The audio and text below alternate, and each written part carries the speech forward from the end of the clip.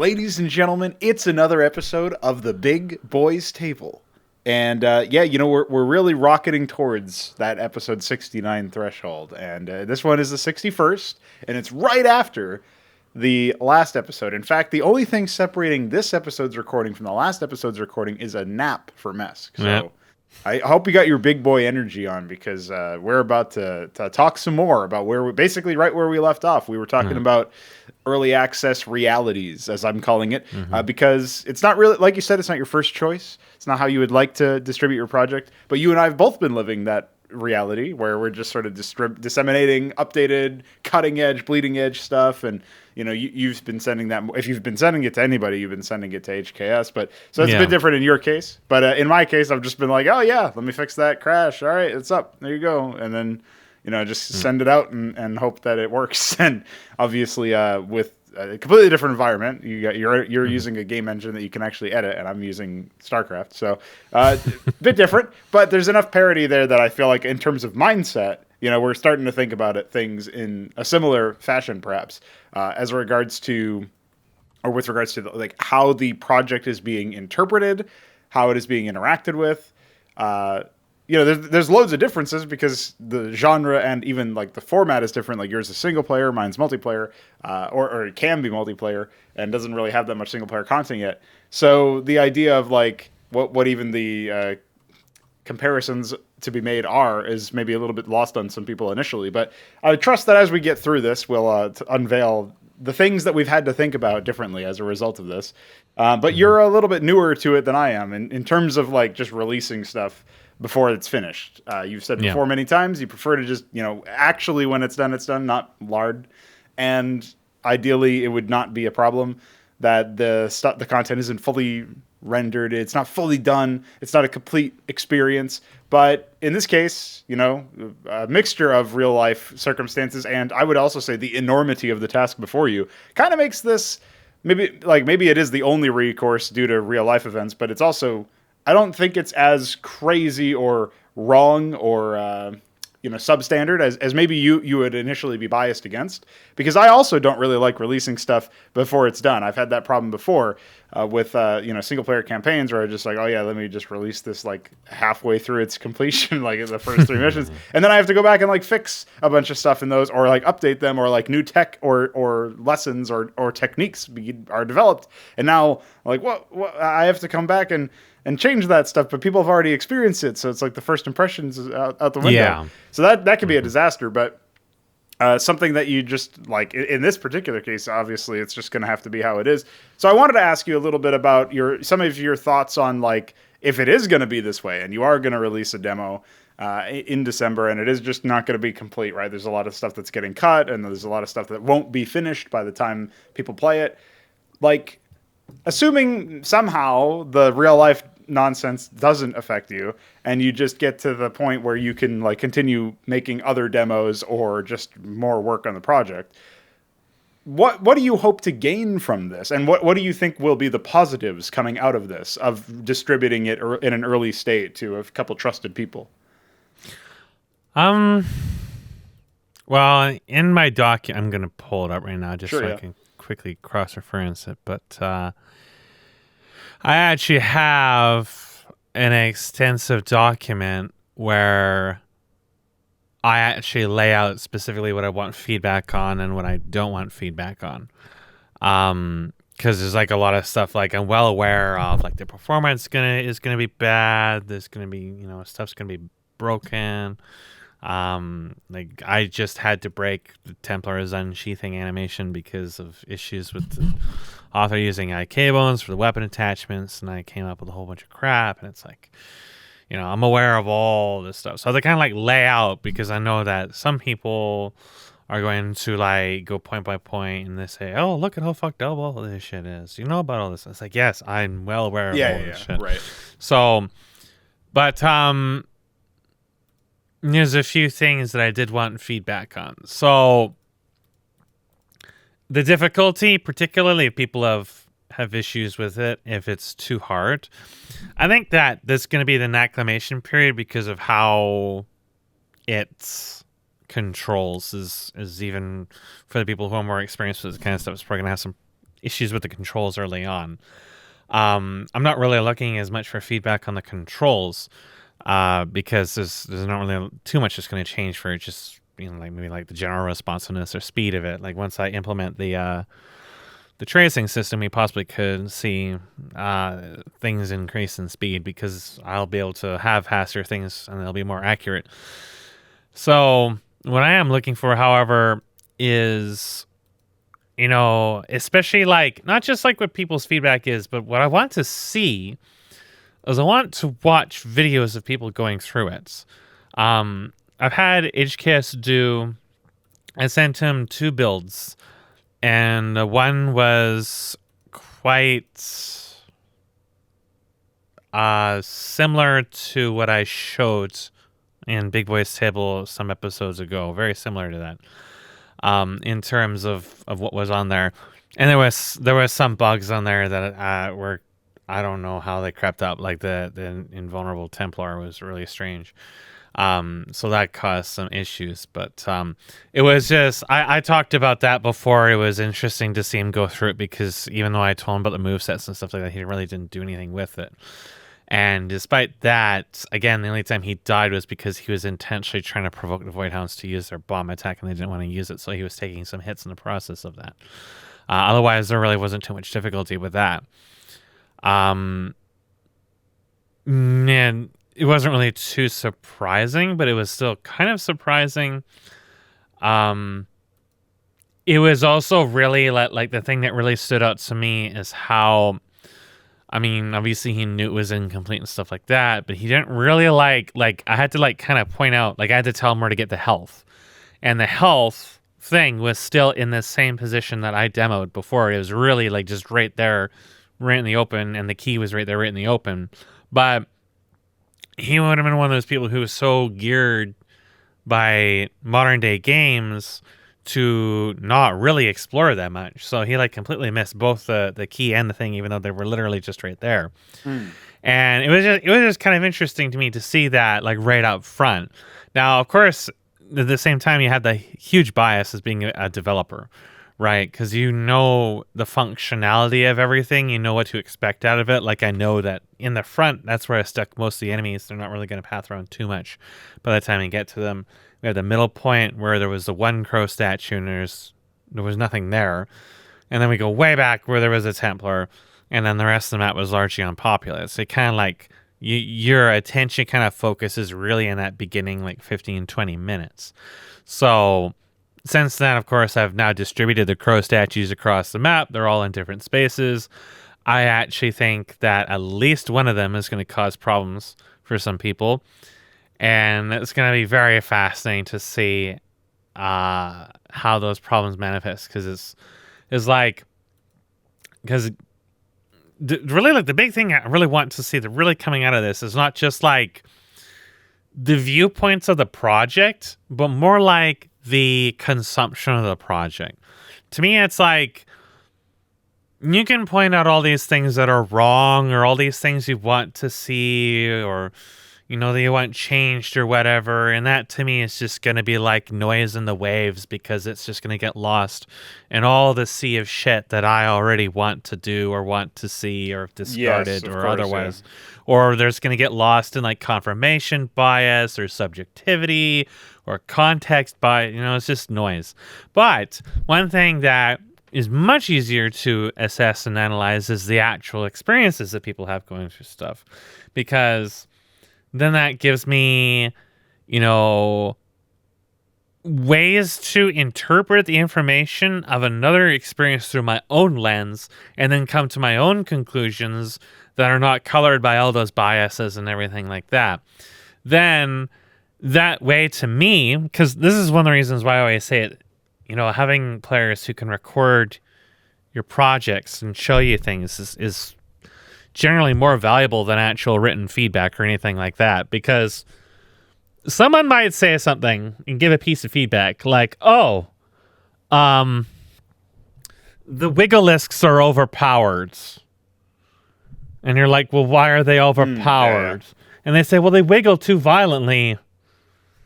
And now you have this isolated piece of information where Tony thinks that they wiggle too violently, and maybe it's like superheating his pizza or something like that. And you don't really understand the context of how it came to that. Like, this is a problem with like Started.net and all these other people who always had issues with balancing projects, is they never understood the basic concepts of balancing in terms of like the potentials of things. So the example I always came back to with that community in particular is when they say, oh, the Blood Moons and Nighthats are overpowered because they deal like 2,000 damage. And they have like massive cooldowns, single target, and huge minimum radiuses.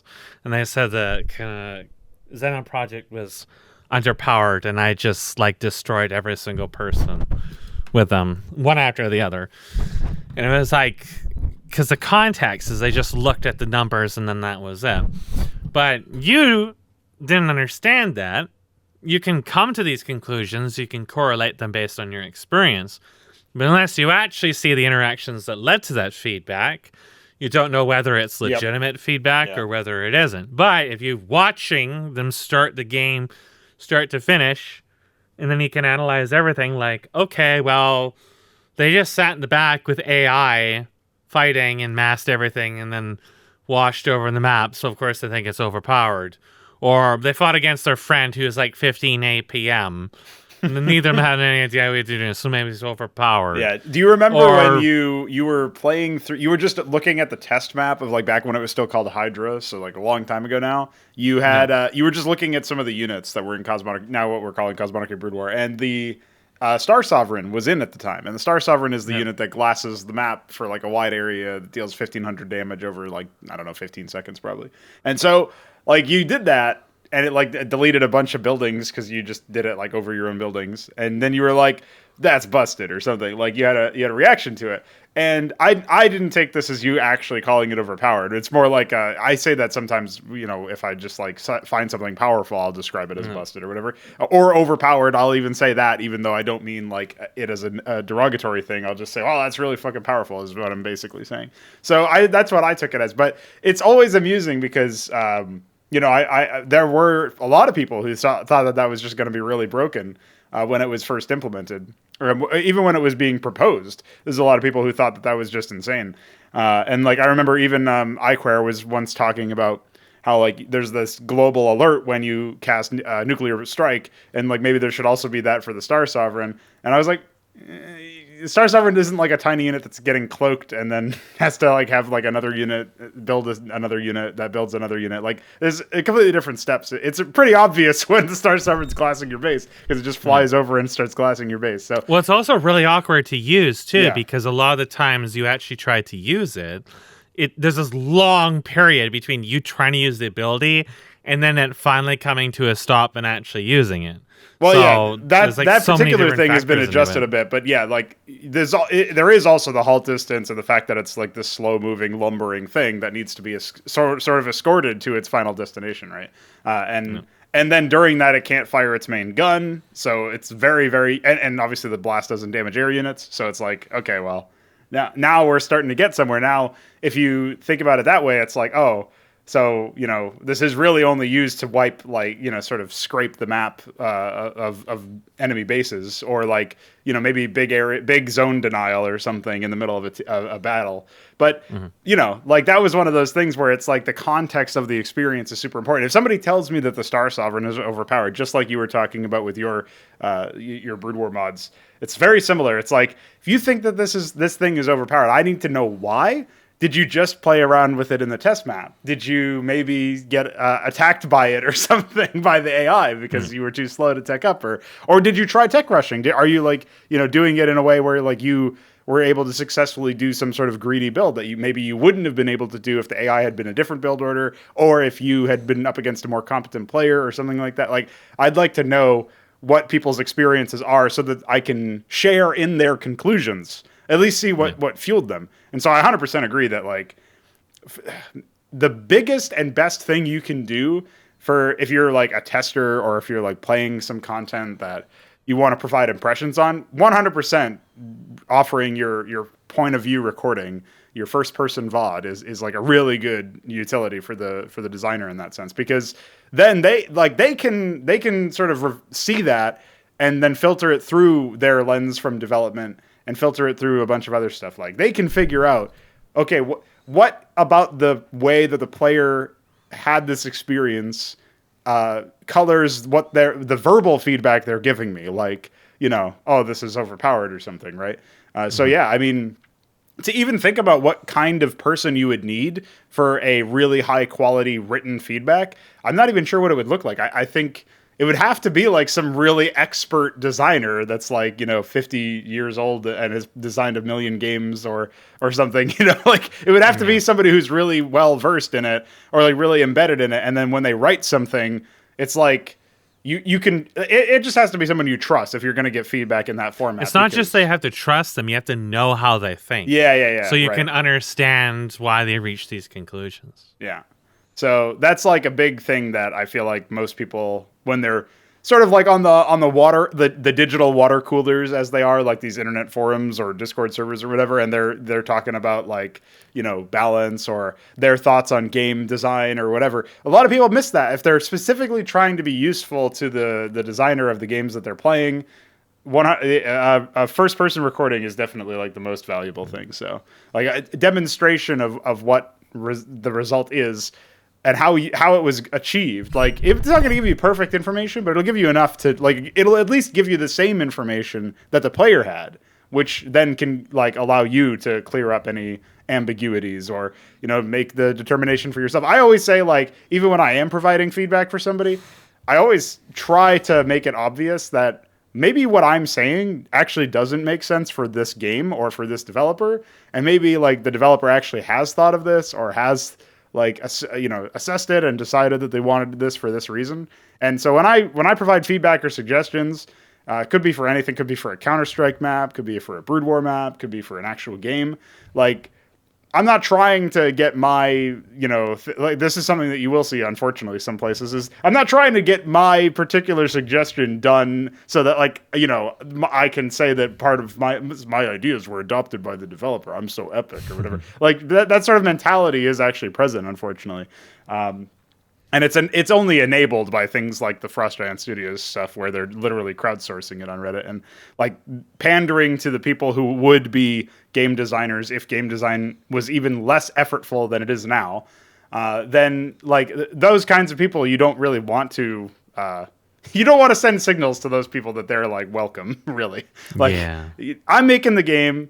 I'm I'm smart enough and established enough in the space to know what is going to be good for the game. And, a lot of experimental stuff will happen. That's my process of getting to the point where the game is in a better spot. I think I've demonstrated it enough times with, like, you've experienced it yourself with all of the reworks and changes that go into for something like resource harvesting or, the tech trees or whatever. And you haven't played the most recent stuff, but once you eventually get around to it. The game changes every time I do. Yeah. It completely changes. Once you get around to it, it'll hopefully communicate. And what people have just been saying in general is that, like, the gameplay, like the game flow of going from the early tiers of tech and stuff to the later ones is significantly improved. And we're not out of the woods yet. We still got some other things to clean up, but like for the most part, it's just significantly improved. So that's one of those things where I guess it's because it's rare. It's like you were saying yesterday, it's rare to find somebody who's actually going to pierce the veil and provide you with feedback and ask questions after like looking at the documentation when we were talking about like tutorials and stuff. Yeah. It's rare to find somebody who's going to do that. It's also probably pretty rare to find a game designer who actually is like aware of these things and is trying to do these things properly. Yeah, most people are just going to get settled in something and be like, oh, well, it's a great idea, but I don't want to change anything. I run into that one a lot, yeah.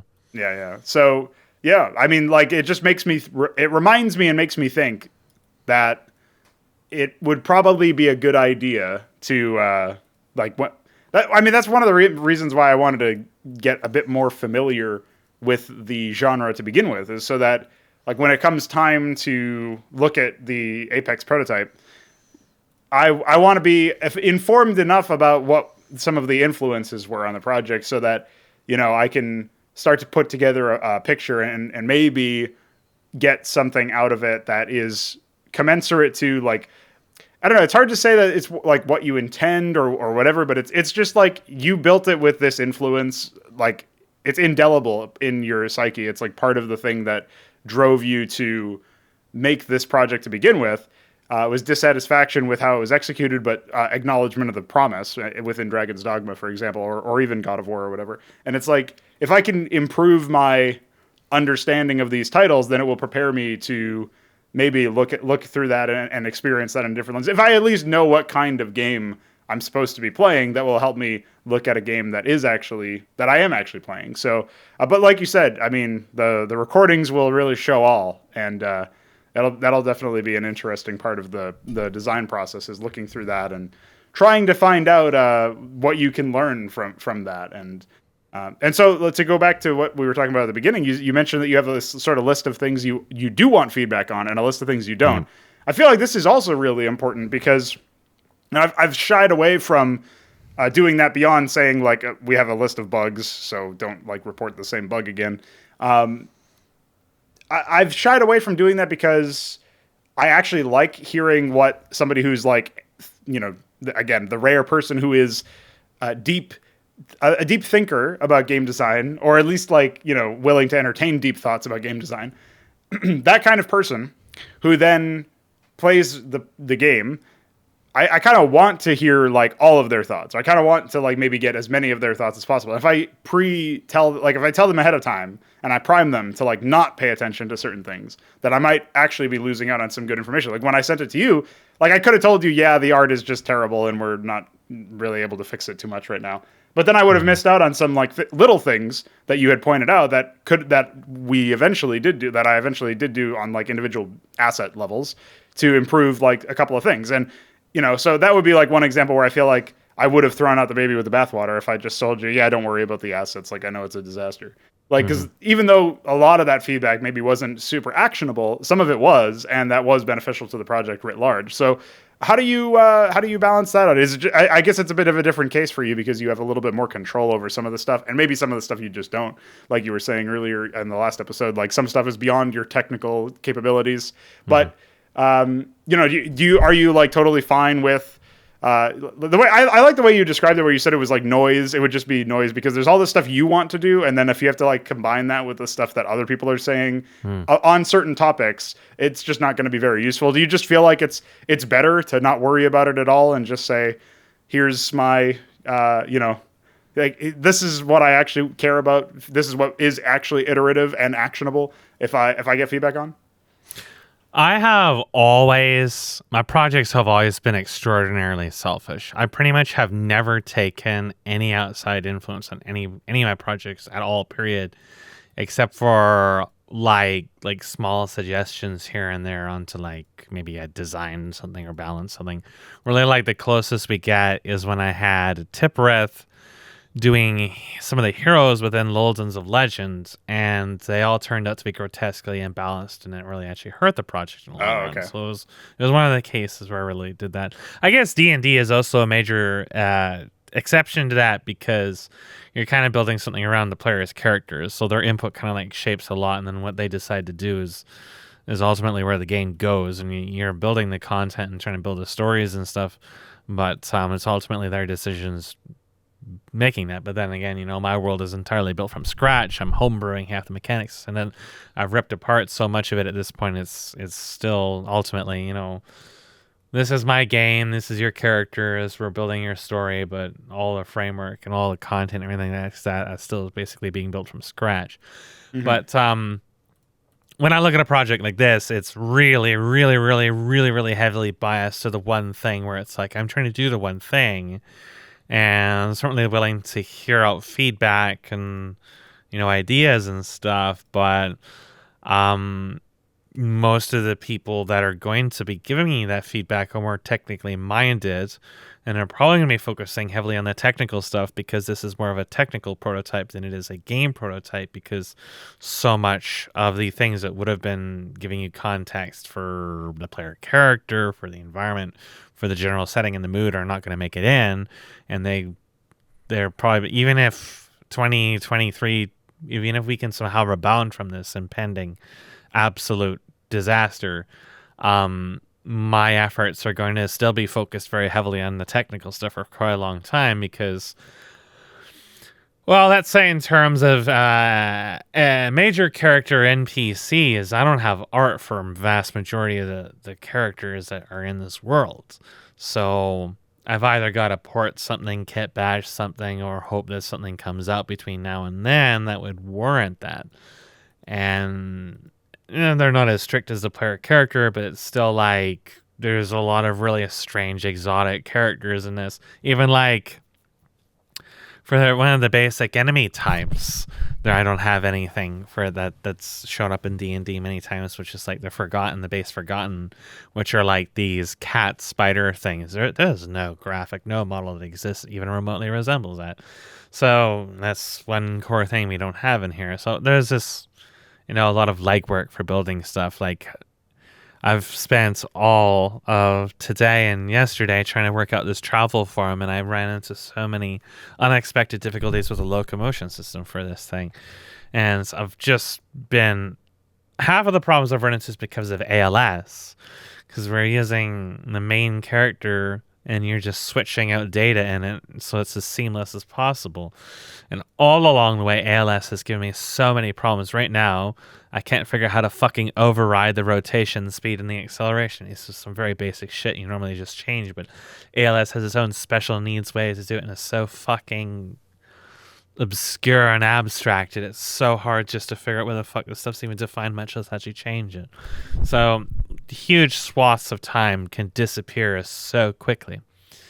And that's just sort of like my own rodeo that I'm just sort of managing. So it's like, well, how many days do I want to spend on this one fucking thing when I got to work on Arbiter and if I want to get a boss done and so on and so stuff. So we have HCast, who is like, well, maybe the travel forum probably should not be quite as twitchy and responsive as this, because there's a travel forum, it doesn't fit the creature and so on and so forth. It's like, this is great and all. If I could fucking change a bloody thing, I probably would have already had that done. But it's like, how many hours do I want to spend slamming my face into this? I got other priorities. And then when this goes out in the wild and I've got a handful of players and who knows how many viewers, people pointing out all kinds of odds and ends and like, oh, maybe you should do this. Oh, maybe you should do that. And it's like, at some point it's just like, I just don't even pay attention to this, because it's like, yes, so many of these things are probably things I've already thought about, but have either sidelined, relegated, or otherwise discarded. And it's like, my process is very, very isolated, where not only do I not tend to release things, much less incomplete things, I also tend not to communicate on the actual content. There's very, very few exceptions, mostly with the people who are regulars and that I trust. So, balancing issues were dredged up in iTask by Mucky when it was more or less active, and that was related to like the tech tree issues and stuff like that, because he was a much stronger player than I was, and he was able to expose that the cost of certain tech stuff and things was way too cheap. And when your macro game was a lot stronger than what I or the AI was capable of doing at the time, it started to expose some really major potential issues in the game. So that's the case. We can like take a step back and look at input, and that was demonstrated as well. So it was like, yes, so some changes need to be made here. But in terms of things like the direction of the project or whatever, it's like, I tend to be just basically like, I have a filter between me and everything else, where it's just like, I have my thing and I offer it to people as sort of a gesture, and less about, here's a game, what do you think I should do with it? I've never operated like that. I'm completely and totally single file. D&D being the most major exception to that, because I didn't have any experience with it, so I was open to communication, and basically nobody really wanted to communicate. And then that was confusing, but it was also because my way of doing stuff is run and gun. So if I'm not certain about something, I'm very likely just to pull the trigger, make a big goddamn mess, and then clean it up afterwards, because that to me is far more educational than sitting on something or not doing something or relegating or relying on third-party input that generally never comes, or researching or whatever. To me, it's just like, you can sit back and second guess something and just get in there, stick your dick in it, start swirling it around and see what happens, see what bites. And for me, it's always going to be the latter. It's always going to be just get in, make mistakes, learn from them, and then just keep pushing forward. And when it comes to this project, of course, there's going to be a lot of mistakes. There's going to be a lot of incomplete stuff. And one of the things I point out many times in this is everything is quite subject to dramatic change. And even if every single person who is to view this says, oh, everything's fine as it is, that dramatic change may still come, because for me, it's all just based completely on gut instinct and what I feel is right. And I have a very strong tendency to just ignore other things people say when it comes to these things, because time and time and time again, my gut instinct on just about every possible subject matter I can think of always turns out to be right. I can always assume that I can be right. And it just proves itself over and over and over and over and over, and in all walks of my development, is to trust your gut instinct and trust in yourself. And sometimes, every now and then, like say with D&D, that gut instinct can take you down the wrong path, and you can really make some big mistakes and big messes. But if you make those messes while taking another route that you're not as confident in, it becomes so much harder to unravel everything. If I did things because people told me to do them or suggested to me to do them, I'm now walking their path and not mine. It's not one I fully understood. It's not one built upon my foundations, my pillars, my ideas, my concepts, and my understandings. So inevitably, when we run into roadblocks and messes, we're going to have so many problems. And this is also why, again, going back to the last recording, I have issues with learning and education and stuff like that, is because I have a hard time going in the forward direction when I prefer to go in the reverse direction and disassemble stuff. And even that, I mean, that only works in certain cases. Like earlier today, I re-downloaded this close combat demo thing that was given to us for free quite some time ago, because I wanted to see if I could dismantle the AI in it and see if there was anything I could just rip out of it and stick into mine and readapt, specifically some navigation stuff. I rediscovered the reason why I never did that to begin with, which is why this was built in Blueprint. It's not at all remotely sensibly laid out or commented in any remote manner I can really follow. And it's just so... a lot of these people who make this stuff subdivide things so fucking much. This is where you guys are going to have problems with object-oriented. But it's like taking the whole idea of object-oriented and it's like subdividing it to an absolutely unnecessary point where you have functions and functions and functions and functions, each for this most asinine shit. And particularly for visual anything, it just becomes so hard to figure out what the fuck is going on. You waste a hell of a lot of time doing that. And then, of course, there's no real documentation and support for this stuff whatsoever. So it's like, this is this guy's way of doing things. And if you were to ask him, how do I make an AI? This is what his suggestion would be. And then it is very clear right off the bat that this whole thing isn't going to work for me. And there's a reason why I never did this to begin with. And the whole exercise turns out to be a real waste of time. And you realize, again, you're just better off just doing things your own way. And as I do things my own way, I learn things and come to my own conclusions, stuff like that. Of course, there's limitations to what you can do when it's a subject that you're not really comfortable or familiar with. But, you know, in terms of the project as a body, that is absolutely how I approach it. It's like, whether I choose to give something that is incomplete or something that is complete, to me, it's like a gesture of goodwill. It's like a gesture of, you know, I am allowing individuals to partake in something. And while I hope I can derive some substance from watching them play it, it's mostly what I'm actually really in the core looking for, beyond specific technical suggestions. Like maybe somebody has some ideas for some good abilities. One of the things I'm looking for is suggestions for different environment types I could create, because I have quite a bit of resources for that. But really at the heart of it, what I want to know is how I can look at people's play styles and the way they explore stuff and figure out how to make the game more difficult and more punishing. And how to make content that will fuck with people more, especially psychologically. Because like the whole exploring thing is all about psychology. It's all about people coming into things with preconceptions. And once they understand how this is designed and how it's completely different, we start seeing people sort of adapt to that. they might start playing it in a completely different way than I do. There's a few things in it that were exploitative that I knew about that I probably mentioned. One was that you could repeatedly dash, cancel, and stun lock something. I've already nerfed that. There's a couple fixes I need to adapt for that, because right now you can dash in a combo, but the combo ends and then the animation for the attack has to end and you can't dash anymore during that window. So there's some fuckery I need to do. But a lot of little things like that I think are going to come up where people are going to run into these sort of like incomplete systems that add a little bit of jank or unexpectedness to it. I think that's going to probably come up a lot in feedback. But, again, it's like stuff I'm already aware of, but I've sectioned off, especially due to time. And I honestly, beyond all that, I don't know what the hell is going to happen when I hand this off to people at all. Yeah, of course. It's a mess for sure. It doesn't have anything even with the context of the mess I expected to have. But particularly for the uninitiated, I think it might be somewhat surprising for them. It might even be surprising for those who would have been initiated too. Because it's not just that this is, it's my first actual game project. It's like this is pretty much every single skill applied in this, except for a few things. Like, I have really neglected sounds and stuff in this. But everything that has been built into this is skills I did not have prior to 2019.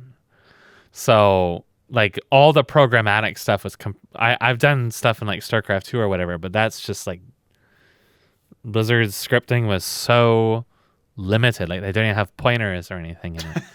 And like everything is hard coded, period. So you can't really do too much with it anyway. So I basically had to learn programming completely from scratch for this. There was so much I didn't really even fully understand what an array really was, especially since the way that Blizzard's arrays works are also incredibly buggy and unreliable. So half the time you ever wanted to do anything within Warcraft 3 or StarCraft 2 with this stuff, it just plainly didn't work anyways. Yep. So, and then, of course, the other thing that the uninitiated will not really appreciate is the fact that this isn't like a mod. It's completely built from scratch. There's a couple of little things in here, but like I mentioned before, this combat system, everything related, is completely built from scratch. There's some examples I didn't follow them. There was the close combat thing. I didn't even look at that for building this. Mine is completely from scratch with only the Paragon animation sequence integer thing to follow, which is just you push a button, an animation plays. You push a button, another animation plays. Like this, that doesn't really say. It just kind of introduces you to the idea that this is how you can do the animation combos. Everything from the implementation of damage to AI and stuff like that's completely and totally from scratch. So it's the first project of that scale that I'll be handing out. And then the first project that nature utilizing basically effectively all new skills that I learned for that project in that time frame.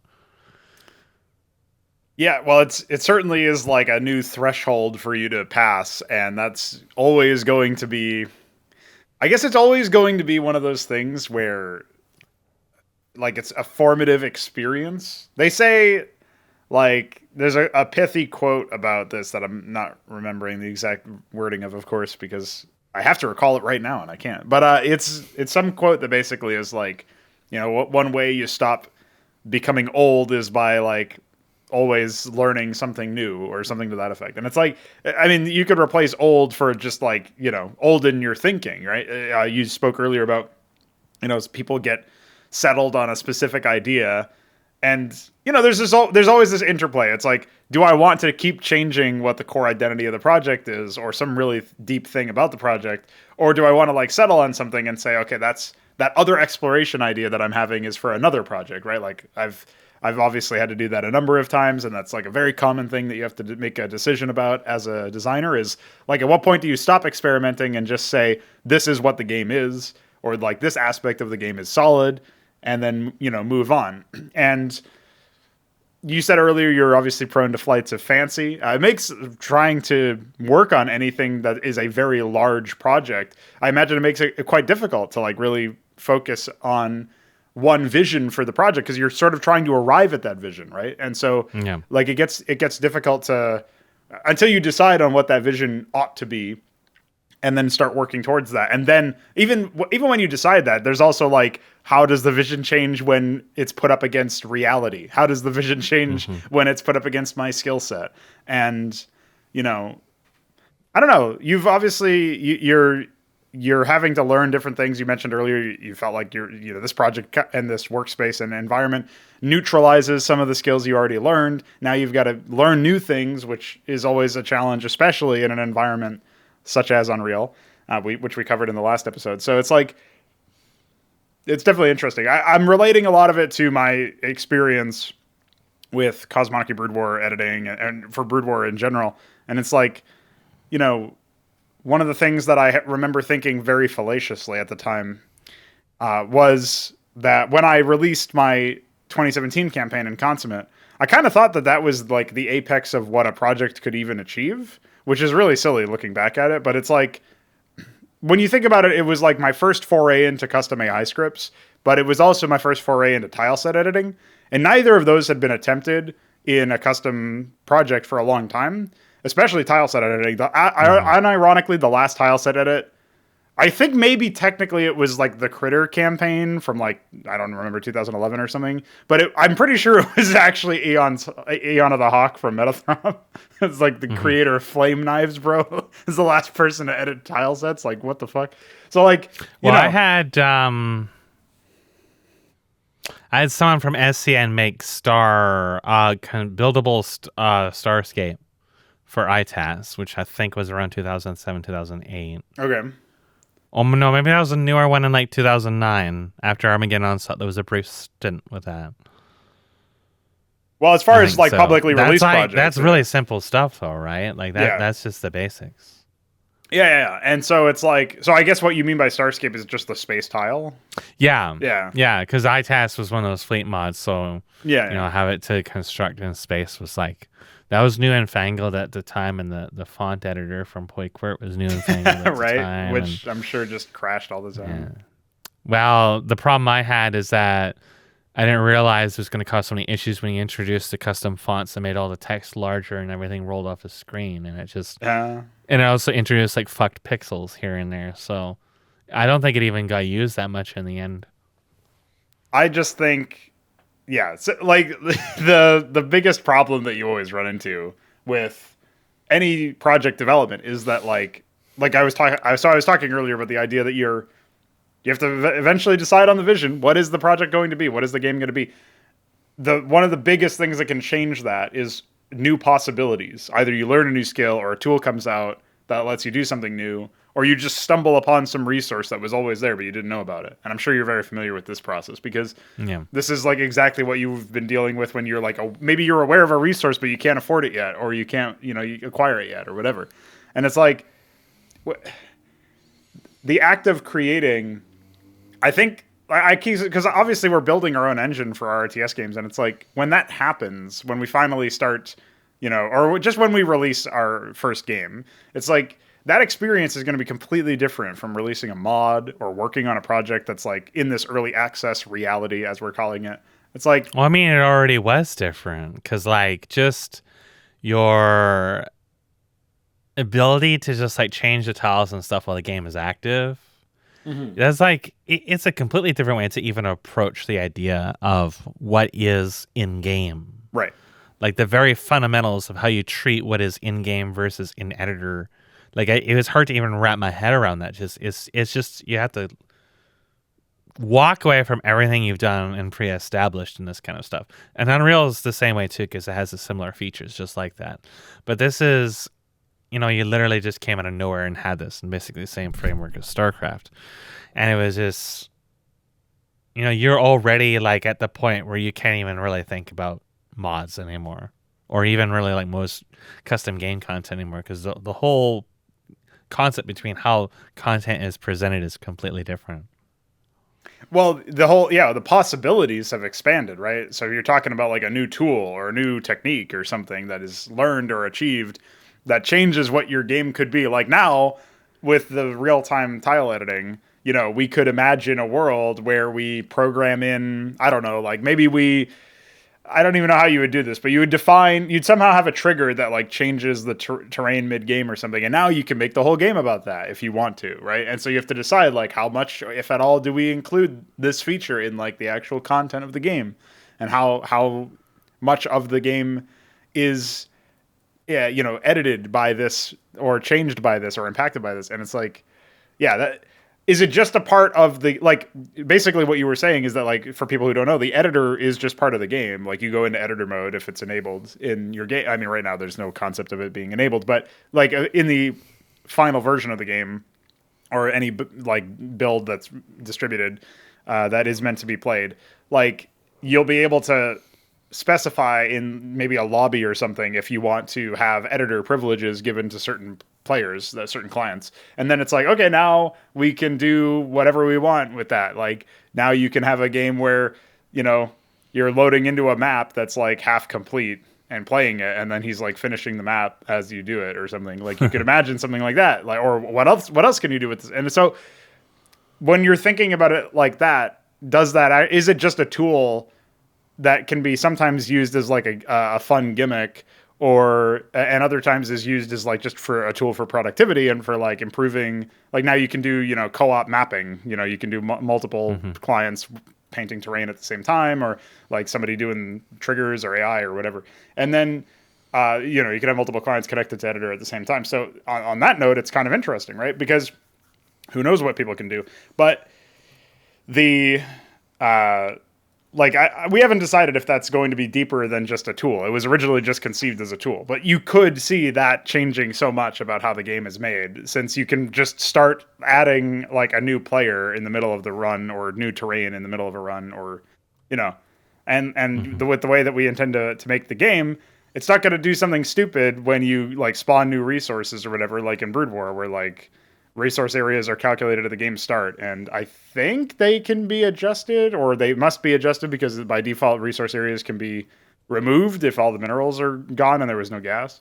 So like who knows what's happening internally, but it's like we're not even going to worry about that stuff. So yeah, so much of what you're accustomed to in a game or in a modding environment completely gets thrown out the window in a actual game world environment, especially when you have your own engine. So I would say it's like, you played the demo way back when in like the first half of this year.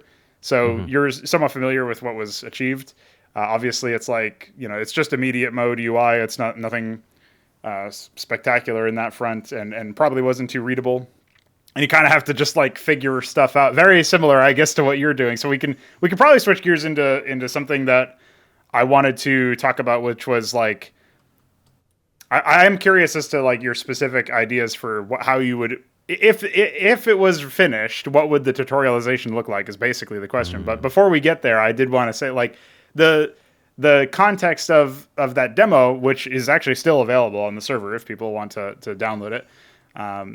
It's one of those things where it's like, we didn't really intend, like it was just a demo that was sent out as a pitch for like funding that we didn't end up getting. But it was just this idea of like, here's what we can do. This is our own engine. Like we've made something of our own for you to, run, and here's like what it can do. And here are the things that are possible with it. And like, since then there's been a lot of changes. Like I think we have, I think asset streaming wasn't even in that demo. So like the loading times or startup times might be like 5 seconds or something. Now it's like less than a second, and it just loads the assets as you're getting in, which is super good for responsivity.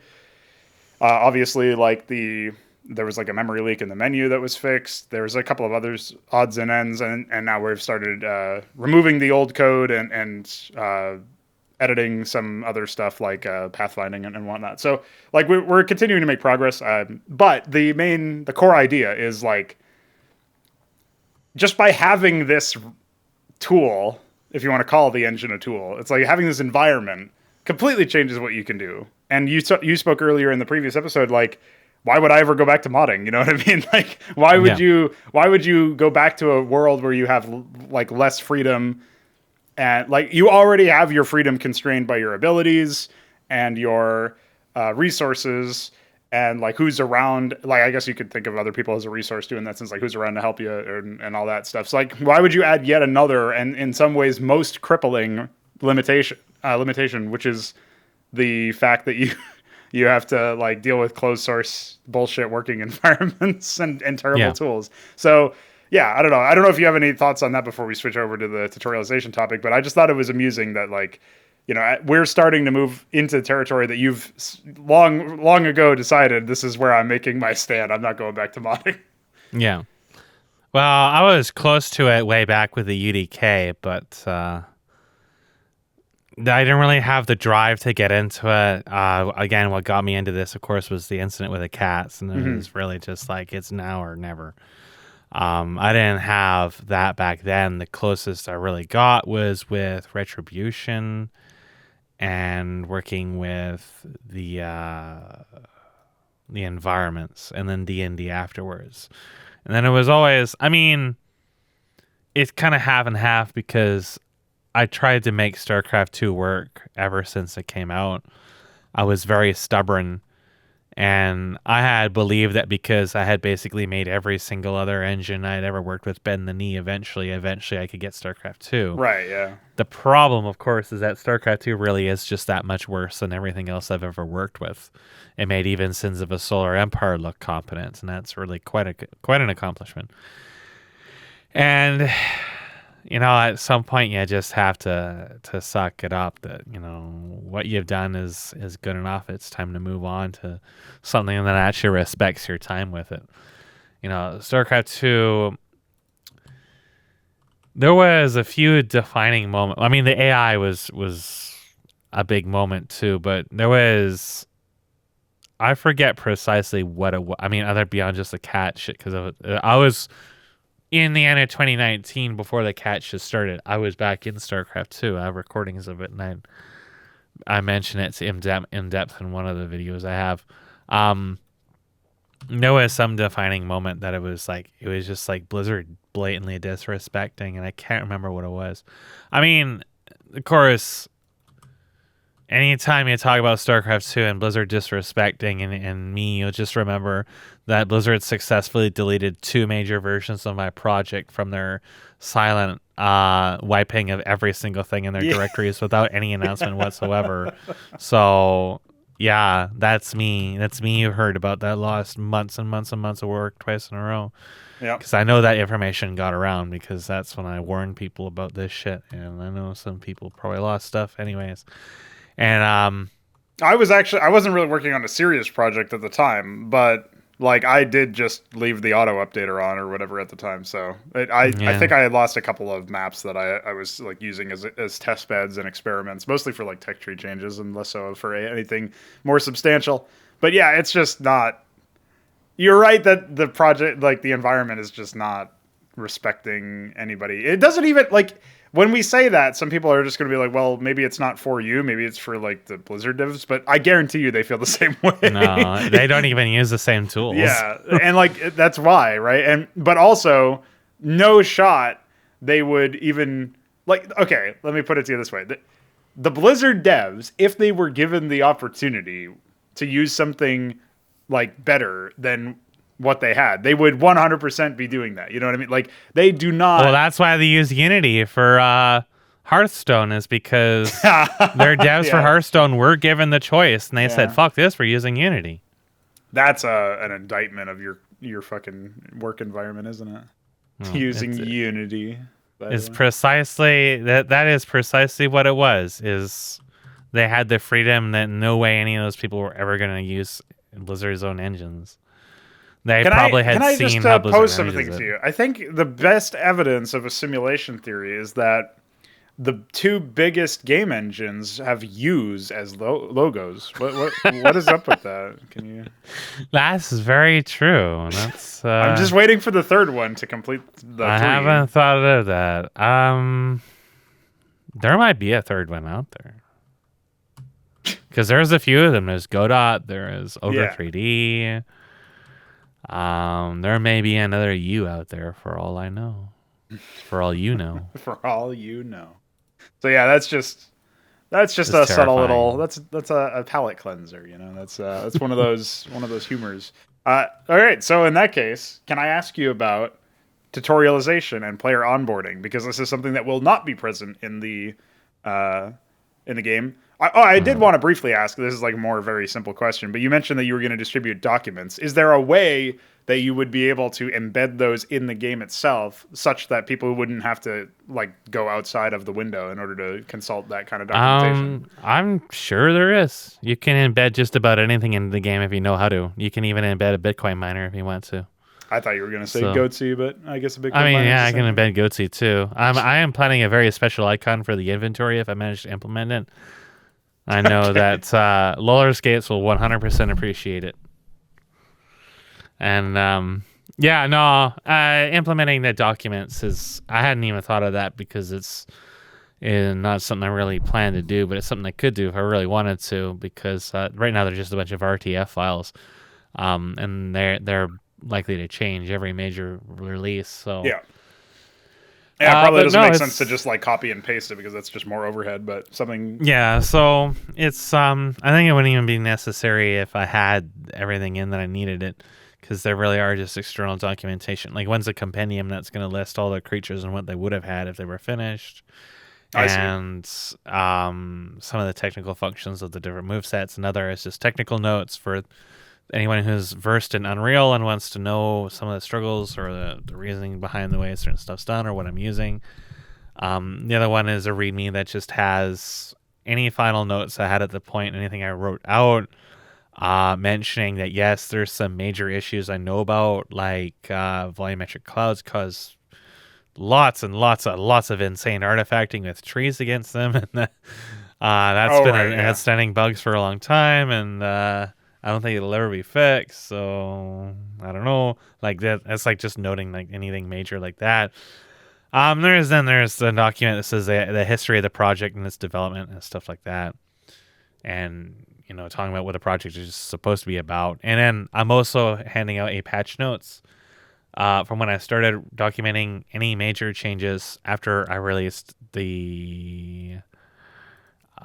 Let me check. I think it was the first one I sent to HKS, because I wanted to start documenting it in case I ever needed to send it to him. It is no, it's from the second version of his. That document is already quite long. And there's a lot of most stuff I haven't. It's like just like the last month, and last month has been madness, and I haven't documented every single thing Right. yet. Yeah. There's a lot in here. So anyone who's interested in seeing how the project evolved from a certain point, I'm gonna just keep having that in there. Um, in terms of tutorialization, though, that's where we get into sort of a gray area. So, the way I look at the tutorialization is, there will never be, unless it's dialogue, you interact with an NPC and you chat with them. There will never be something that pops up and pauses. Nothing pauses the game. You're not safe when you're having dialogue. There'll be nothing that pops up and takes away control at any point, ever. So when you, there'll be the shards of conquest that have the memories. Those are actually going to double as tutorialization early into the game, and whenever you unlock stuff, you're going to get a toast on the screen that says you unlocked this. This is your hotkey that you have mapped to it. And one thing we're probably not going to have in is remapping for hotkeys. That is planned, but I haven't even looked into it, and I think I actually have to update all my stuff to use the enhanced input, which sounded like a serious pain in the ass, so I wasn't even going to get into it, but eventually we will. I don't know if it'll be in December, but eventually you'll be able to remap those. Otherwise, that's the main thing that I kind of wish we had, is that something that just tells you what the hotkeys are in game, so you don't have to reference the external documents. But again, we're probably not going to make that. But at the same time, I had never really planned for there to be a combat tutorial. So I hadn't really thought of how I wanted to do that, because for the longest time I was just going to thrust you either into a simple fight and then a boss, or directly into the boss and say, good luck, have fun dying. And I was just going to accept that as our tutorial that basically weeds out game journalists. Actually, I don't think game journalists would just be like, "Oh, this is just like Dark Souls." Yeah, that's the thing. I think that people who like to be punished would really enjoy that, because that boss is going to be Gundurvar, and he's going to have multiple phases, and he was already more aggressive than any of the Dark Souls bosses. So now here's the thing, though. In Dark Souls, when you die, as far as I'm aware, in all the games I've played at least, in Dark Souls, when you inevitably die to the opening boss because you don't know how the game is played, you just get respawned in some other area, and you have to go back and fight him some other way, if you can fight him at all. I am imagining that if you die in this, you just get reset to some checkpoint, have to do it again. So you, like, literally in this case, if you did have this, it would just be until you can beat this one boss, you're fucked and you can't do anything, or like you have to beat this boss to progress. Basically, I think that's only Demon Souls, isn't it? Isn't it only Demon Souls that does that? I was pretty tired sure my memory is foggy, but I know in Dark Souls 1, you have to skip the first boss, get your starter gear, come back and kill him, which in the randomizer always handed me the fucking Taurus demon. So you're technically fighting the second boss, and I actually found him easier. And you know what? I think maybe I killed the Dark Souls 1 boss in my first try, so maybe that's why I don't know that. Yeah, well, he's not. That's the one where you have to fall into him with a club or something, right? Yeah. Yeah. Okay. Yeah, and then you do the same thing for the second boss because it's such a creative game mechanic. LOL. And in Dark Souls 3, it's see, I always think of Gundyr because Gundyr is his enhanced version you fight later in the game. It is whatever his first one is, and that, again, you can't skip him. He's a mandatory boss. And I don't know about Eldarp Ring at all. In Dark Souls 2, I don't think I've even killed a boss in Dark Souls 2 yet. I was honestly too busy running around talking about Chinese waifus, getting two-shotted by armor that has insanely fast wind-up on their attack, and tracking enemies, and killing the one area that was basically Boletaria was really huge. And I was actually really struggling a lot with Dark Souls 2, more than I really expected, because they changed all the animations in it compared to all the other games, including Elden Ring, use the exact same animations, except for Dark Souls 2, which uses very different animations, and all the timings and everything are really different. And the healing system is also a little bit more punishing. So there was a lot of unexpected deaths in that one. But I wanted to finish that before things went to shit, but apparently not. But Dark Souls, the way Dark Souls has done all their tutorialization is the blood stains. Yeah. You start the game, there's the blood stains on the ground, and then they say, this is your camera, this is your roll, this is your attack. I think that works very well, actually. In the context of Dark Souls, since the game is extremely simple, it's basically like the checkers version of ARPGs. There really is no sophistication in any of the combat at all, except for hidden numbers that are never exposed to you in any part of the game anyways, like how poise interacts with anything. Yeah. Aside from those, should have been exposed to the player, like all these other games that hide numbers to fake difficulty. There really isn't any need for any tutorialization beyond that. But when we get into Apex, the movesets are relevant because of the interaction of stagger, normal damage, the fact everything is different, they all behave differently. But the tutorialization shouldn't tell you how to use things, it should only to tell you what they do. So at the same time, in terms of the writing, I can't justify the memories telling you precisely how things work. There's probably a way I can do it. But when you're in combat, because you don't have combat abilities for the first chunk of the first vision, you're just a lolly running around. And the lolly running around young Anna is mostly to introduce you to the navigation. And the way I introduce you to navigation is by having you have to navigate extremely dangerous areas. So another thing that separates this from most of the other action RPGs is there's no such thing as a platforming death. So in most of these games, sans Dark Souls, if you fall off of a ledge, it just respawns you right nearby. Sometimes you have to redo a bunch of arbitrary shit, but most of the time it respawns you and might reduce some of your health, and that's it. Just like Dark Souls, in my game, a death is a death. If you fall, you die, you respawn. And this part is introduced to you very early. I have a fairly large map, 2 large maps, technically speaking, but the first one's more relevant because that one's actually 3-dimensional and has a lot of ledges and stuff to jump up, climb up, and your main objective in that is just to gather the main memories, the one that's going to unlock the travel form, because I'm probably going to give that to you right away, and then the ones to unlock the gate out. And then that's just solely there to tutorialize the way that the movement system and stuff works.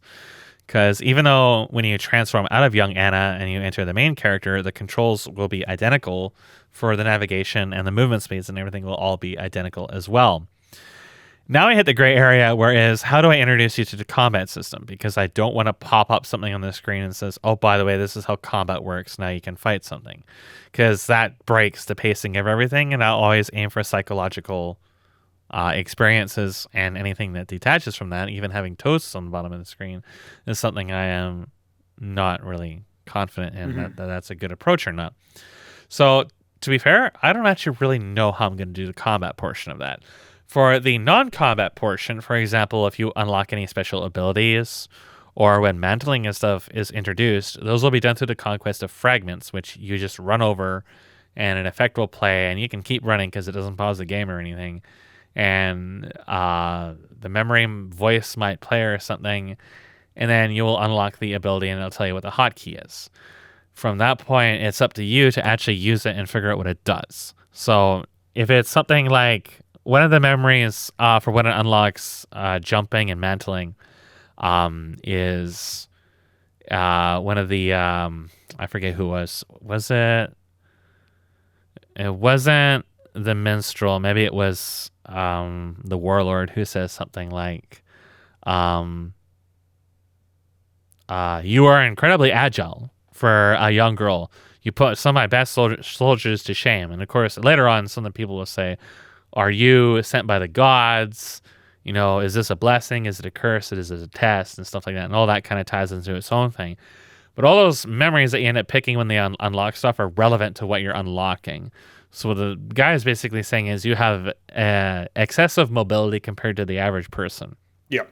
And then that unlocks a bunch of stuff. That is your tutorialization. You don't get straight up told, hey, you push space to jump like all these other games. It's literally you got to pay attention to what's actually going on because the contextualization is extremely relevant. And that will be more important when we get to the more complicated abilities. If I add anything really abstract to the game, it will be done in the exact same way. Even if it's at the end of a long zone or something like that, the way it's introduced to you is still going to be through the memories, because the whole point of the game and your objective as the player character is to collect these memories and remember what you are and then the path out of this place. And when you unlock those abilities, it'll be through those memories. So I'm sure that when push comes to shove, I'll be able to figure those out. When it comes to the combat, I don't know, because if I have a fairly low-key trash fight right in front of a very difficult boss, for one, the pacing is not very good. For two, it kind of goes against what I'm going, where I'm not really opposed to having a lot of weak enemies throughout the game. They're always going to be mixed into stuff that is much more high lethality. In the last cast, I talked about the different human soldiers that'll be inside Arbiter, where some are much more stronger than others, but they all possess the distinct capacity to kill you if you're not paying attention. But if we go into the beginning of the game and we have just our generic undeads, what are they going to do to be super dangerous to you while also being an excellent point that gives you an opportunity to explore the movesets? So I do have an idea for that. What I don't have an idea for is how I'm actually going to tell you what those do. So at one point, I'm pretty sure I'm going to have a codex in the game that, because I want to expose this information anyways for the reasons I mentioned before. There will be something that tells you precisely the damage values of each and every single thing that you have. And, you know, all the full movesets, just like a fighting game, it'll tell you what they are. And then what each and every ability does, and then their ranges if they're relevant or something like that. Mm-hmm. But that's not going to be exposed to you in the tutorialization part. So I actually don't know how I'm going to do that specific part. The rest of it I have pretty figured out. It's just going to be just mostly low-key stuff and self-discovery and pacing. When it comes to the combat, I don't know. And I tend to lean to it being more difficult than more easy. So I think there will be a very significant learning curve for that. And even if I have a fairly low-key fight for you to acclimate early on, I'm pretty hard set on the first boss being a filter.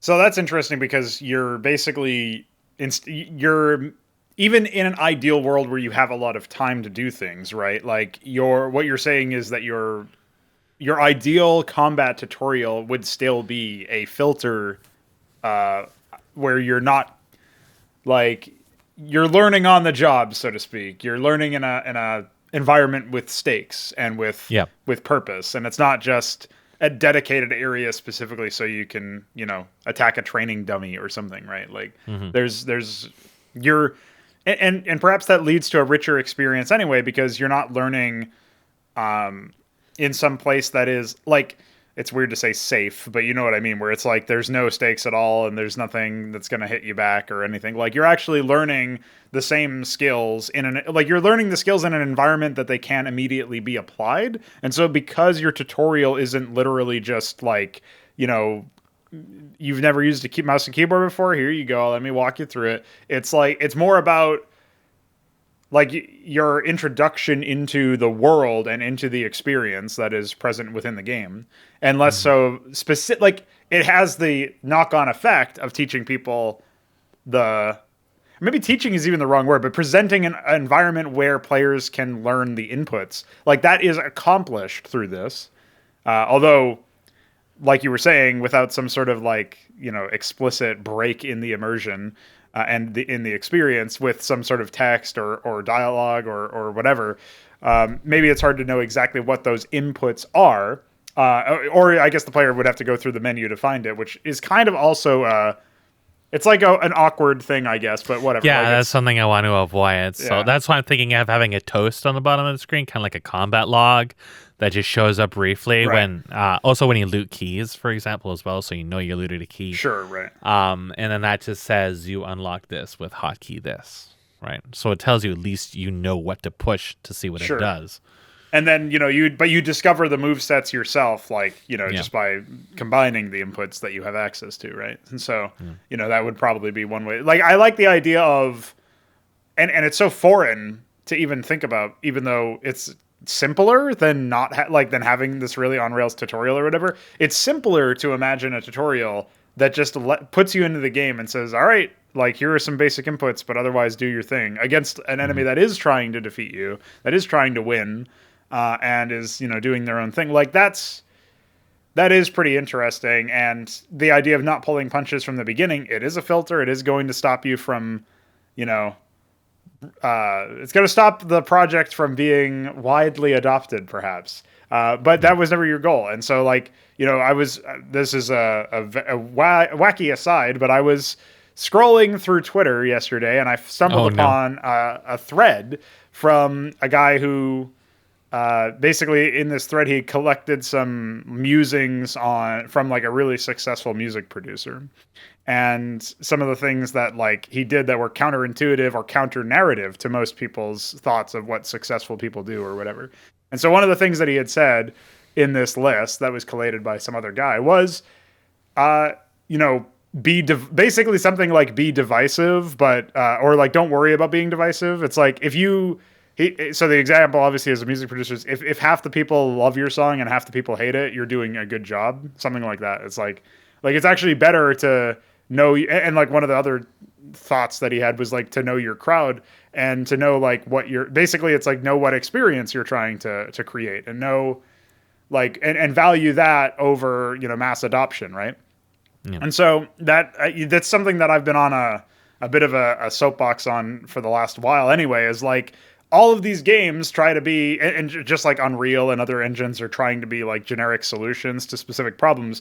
All these games are trying to be generalized products when really, and it's limited, it's buried, it's hard to get out of people. But really every individual has at least the potential to be unique in their tastes and in their consumption of art, of media, and of games as well. And so it's of course you would, like prefer something that was tailor-made or something that was closer to a tailor-made experience to you. Obviously, you have to develop your taste for it first, and like so that you actually know what you want in the beginning to begin with. But the idea of like, oh yeah, let me just play Call of Duty because that's like the latest shooter, and I like shooters, is like, well, you could be going for something. You could be in the market for something more specialized if it existed and if you were aware of it. And so, like the idea of just saying, like, yeah, here's a filter. Like, if you don't like this, then it's not for you, and you can, play a different game that maybe is easier or maybe has something else that you like better or whatever. And so that combined with I was re-listening to the last episode before putting it live, and one of the things that I laughed at it in the episode, I laughed at it listening to the episode, is you said that you posted a screenshot of Arbiter and somebody thought it was Elden Ring. And it's like, that's like, the fact is you don't need to be like, not that I don't even know, like, I haven't looked too much at Elden Ring. I don't even know if that's like high praise or a standard that's worth striving towards in terms of like visual fidelity or whatever, or even art direction. Right. But it's like, the point is you can fool somebody into thinking that's like your game is, high polished, quote, in most people's minds, high polished AAA release, like something that's worth paying $60 for or pre-ordering or whatever the fuck aids people are doing these days. And it's like, you can make people think like for a second, oh, is that actually a $60 like AAA game? Using this tool. Just like, I was thinking about this recently because I told you in the downtime between pauses in the last episode, I played Aatrox recently. And Aatrox is an RTS that's just like a cargo cult of StarCraft, but maybe cargo cult is actually too harsh in this case because they did some wacky stuff. It was like, it's like that classic meme template of, you don't have, how would I describe it? It's like, I want StarCraft. We have StarCraft at home, and StarCraft at home is just fucking Aatrox because it's like, oh, here's some Hominians, which are Terrans, and then Creates, which are Zerg, and then there's obviously Inteleon, which are Protoss, and it's just like there's slightly different art direction for some of these things, but for the most part, it's like here's the Terran type unit guys. Here's the Zerg that really look like Zerg, like discount Zerg or something. Like there's a fucking flapper and it's obviously a discount Mutalisk. And it's just like, it doesn't bounce attack, unfortunately, but and then they have like this batshit crazy plot, but like they made a game and it was, for what it was not an offensive product. Like it was just as boring as all the other campaigns with micro missions and shit. It was just, and had heroes, and if you lost them, you died, and it had veterancy, and it had upgrades and supply and all this stuff that I don't like. But, like they made a game, right? Like you could release that game. Maybe not today because you would need probably like some. You'd probably need to put be 3D to release it today. Get with the times, Grandpa. Yeah, well, what I mean is like playing it in 2022. I didn't feel like the genre had made so many like strides forward outside of my own work, which is sad because this game came out in 2001 and was aping a 1998 game. But still, like, the fact that it had, like, that's an opportunity. That's a market, right? Like, there are people like me, in terms of gameplay taste, who want an RTS game. And, like, if I just cater to those people, which sounds like I'm pandering, but, like, really, if I just make a product that is meant for people like that, then I am cultivating, like, the proper relationship between somebody who's making a product and somebody who wants the product, instead of it trying to be, like, all things to all people, which is obviously stupid. But for some reason, the industry writ large, and movies do this too, like the lowest common denominator is all anybody seems to care about anymore, which is dumb because it's not even a good business decision, since like the number of hits are way lower than the number of misses, and the number of when you look at what a miss is, it's actually quite expensive to make a high profile game, or even like a mid-table game. And like you have to pay all this licensing fees. Your company structure is probably garbage. You're probably paying for like outsourcing and middleware and shit. And then on top of all of that, you release a game and then it doesn't do well, and it's like, oh, I guess we're done, or I guess we're back to the drawing board. And it's like, well, it didn't do well because you're just trying to be like a discount Fortnite or something. Like you're not even trying to be your own thing. And that to me feels like the biggest miss from the industry writ large. And so, anyway, this is a roundabout way of saying I really like the idea that you're doing a thing that is going to make other people, like, if this were distributed publicly, like, people would be like, "What the fuck, bro? I can't beat the first boss." Like, yeah, well, either get good or get out, right? Well, the problem in the industry, of course, is that none of those people that are gamers, they don't play their own products. They don't play other products unless it's a part of a marketing. Well, you would say the same thing about the tool devs too, right? It's like, like the reason why SCM Draft 2 is so terrible in so many ways for StarCraft Brood War mapping is because SI doesn't make maps, yet he made a map editor. Like, that's extraordinarily common, you know. But it's so, like, it doesn't make any sense. It makes no sense, but it is very common. It is. I can't, like, how many tools? I know, let's see. There's the one guy and his associates. I don't know. Honestly, I don't know if his associates even make mods. But there's Poiquart, who made the Python modding suite, but he made it in Python because he wanted to be able to mod on his Mac, and then he never made any mods. Yeah, Python Quart, yeah. Python Squirt. So, you know, like the one guy I know who makes tools, he makes a project, big project. And then with StarCraft in particular, that's just like it was like the framework of every other fucking game I dealt. Well, most games I dealt with, there wasn't too many tool devs. But like StarCraft 2 was the same way. There was basically nobody in StarCraft 2 who made actual custom content. A couple of people made cargo cult maps. They were like, "Oh, this is popular in Warcraft 3, so I guess I'll make it in StarCraft 2." And then there was Pirate who tried a few different things, and then there were no tool devs. Nobody made tools except for what's his name? It started with O. He made the Photoshop script, and that was maybe it. Oh, and then there was Nitrous something, maybe his name was, that made the original export for 3ds Max. They both bailed out really early in the StarCraft 2's life when they realized they can't make free money off of making a Dota clone. And Ricky is actually literally the only tool dev I know for all of StarCraft 2 that made maps. And he was a tool dev because before we all gave up on this, I was actually having him make an XML editor per StarCraft 2 stuff, so he'd have to do it in the laggy ass editor. And it was something he was building way back some years ago. There is none for that. So I think Diablo 2 is like really like the most major exception, because there was people who made tools for that a chunk of them were actually involved. But other than that, I honestly am really, that's one of those greatest mysteries. There's a few great mysteries. Some of them I kind of solved, like how Europeans far outnumber Americans and Canadians and people who make custom content, and also like the scale of their projects as well, because their culture is so completely different. And then also that kind of like solved itself. But it was also like, why are there so many tool devs who don't make anything with their tools? There's like the people who maybe make like little experiments or tech demos or something like that. But there are many more who don't even do that. And as a result, you end up with people who do have maybe not great skills, but enough to make a tool. But then there's like going to be problems or limitations with the tools. Like SCM Draft is another good example of that. That the developer was familiar with the content to even a layman's level. They could apply that knowledge to their tool and improve it by 1,000-fold.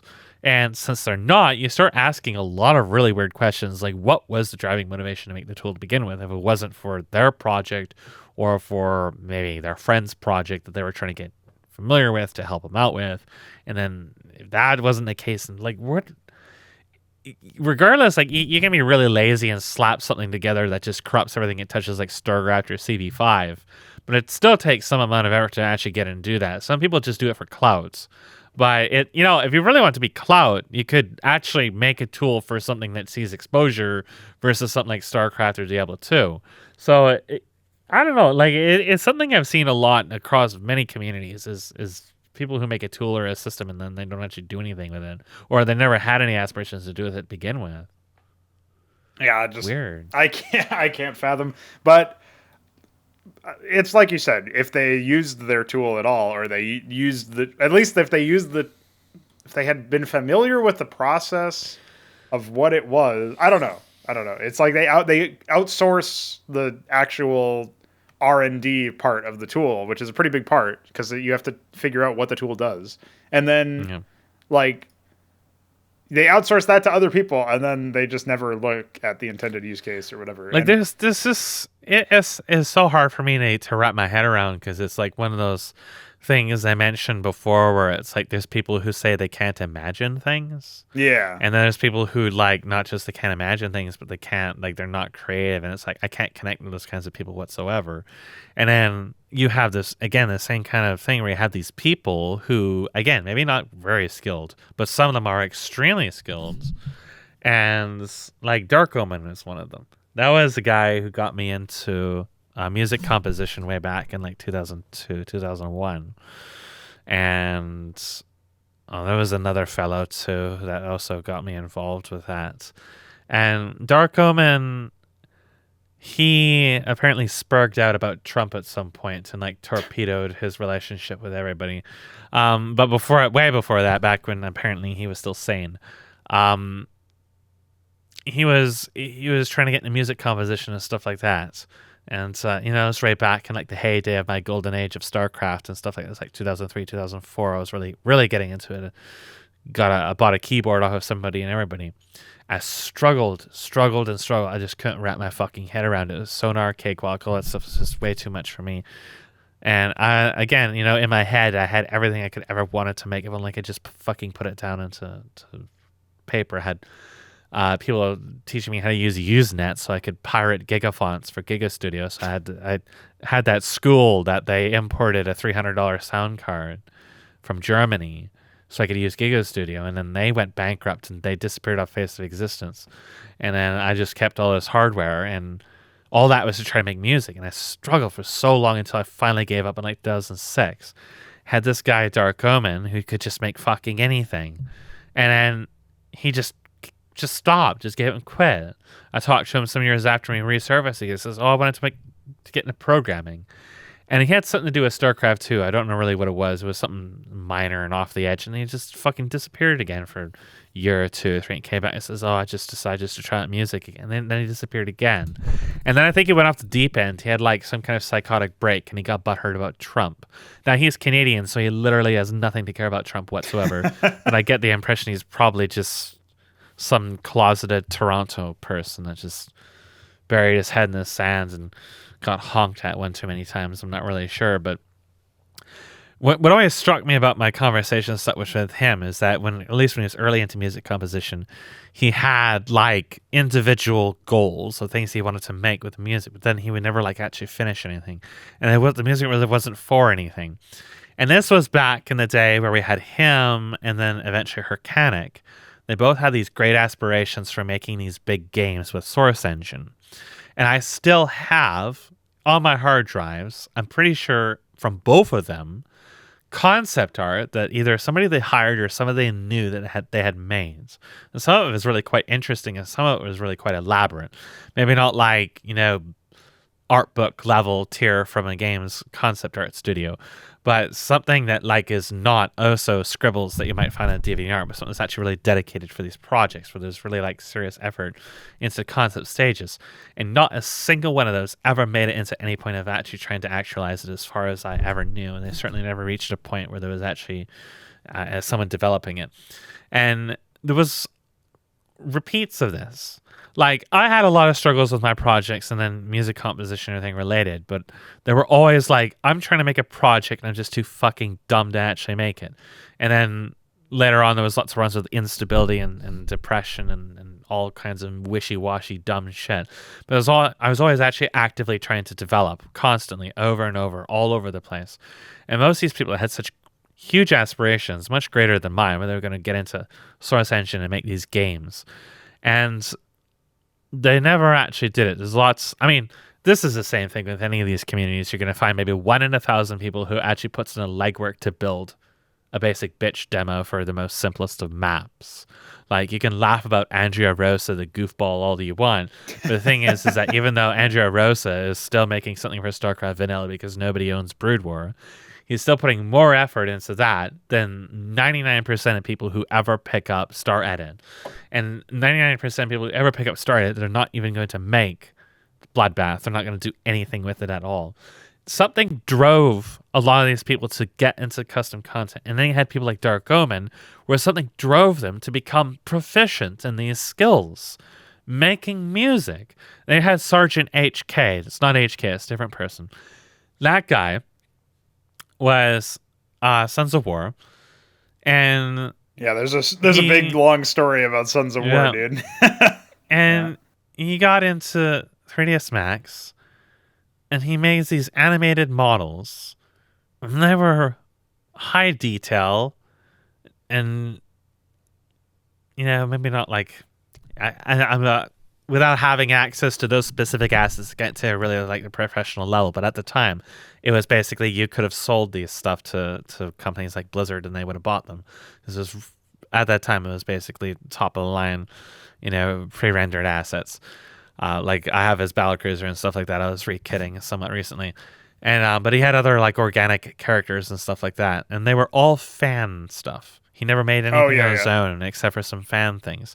And the thing is that although he did some of the art for Sons of War and stuff like that, no actual self-aspirations at all. And then he disappeared off the face of the existence forever. He's gone. And there was someone who picked up his skills. He put in the time to pick the skills. He did nothing with it at all.